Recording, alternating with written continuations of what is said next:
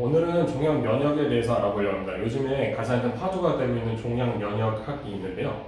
종양 면역요법은 우리가 기존에 알고 있던 수술, 그다음에 화학요법, 그리고 방사선요법 외에 최근에 각광받고 있는 생물요법 중에 하나입니다.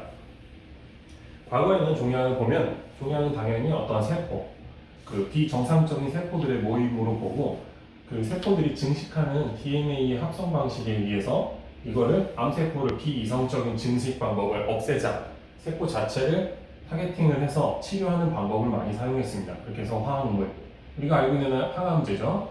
화학물 아니면 방사선 등을 통해서 직접 이 암세포들을 깨부시는데 초커스를 많이 맞춰 왔었습니다. 하다 보니까 아무래도 한계도 많이 부딪혔고 있었는데 그 과거에 있던 면역학이라는 게 그때 뭐 안 좋았던 논문 하나로 인해서 실은 좀 사장돼 있다가 최근 들어 다시 면역학. 그러면 이 세포 하나하나에 대해서 보지 말고 이 주변부, 우리 몸이 갖고 있는 면역 체계를 이용해서 암세포를 없애면 어떨까라는 그 시장에서 시작하게 되었습니다. 그래서 면역요법이란 우리 몸이 갖고 있는 면역계가, 면역 체계가 우리 몸에 있는 비정상적인 암세포를 공격하도록 하는 것이 이제 면역요법의 주점이 되겠습니다. 그러면 그 면역요법을 보기 전에 몇 가지 알아야 될 이론들이 있는데 종양 편집 이론이라는 게 있습니다. 종양 편집 이론은 그 몸의 면역과 암세포 간의 서로의 균형이라고 생각하시면 좀 간단하게 이해할 수 있을 것 같습니다. 크게 세 단계로 나눕니다. 소멸 단계, 평형 단계, 도피 단계. 그 암세포랑 있는 겁니다. 있는 단계, 그 다음에 소멸, 그 다음에 도피.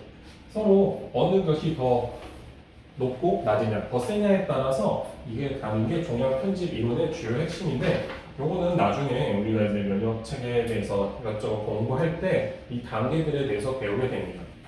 우리가 암이 낫는다라고 한 게 어떤 것일지에 대해서 좀 생각해 보는 게 좋을 것 같은데요.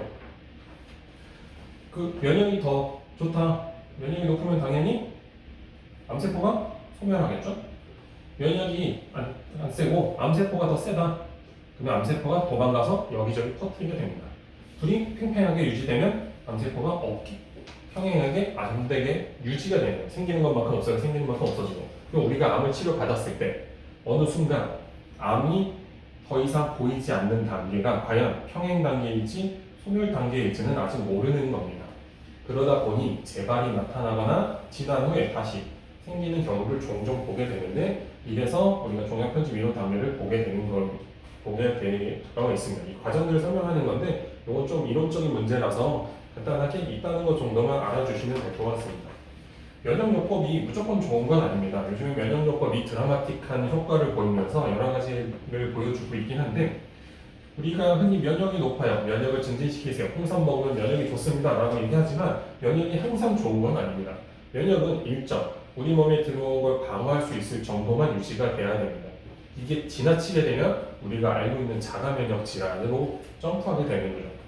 그 면역기관이 이상세포를 넘어서서 우리 세포까지 직접 타겟팅을 해서 오는 단점이 있다, 부작용이 생길 수도 있습니다. 그래서 면역요법이라는 것이 지나치게 되면 문제가 될 수도 있고, 또 하나는 면역요법이라는 게 종양이 막 밀집되어 있는 곳을 침입하는데 아무래도 한계를 갖고 있습니다. 혈액을 타고 가다 보니, 뿐만 아니라 밀집도뿐만 아니라 중간에 내성, 가원제성에 의해서 몇 가지가 문제가 생깁니다.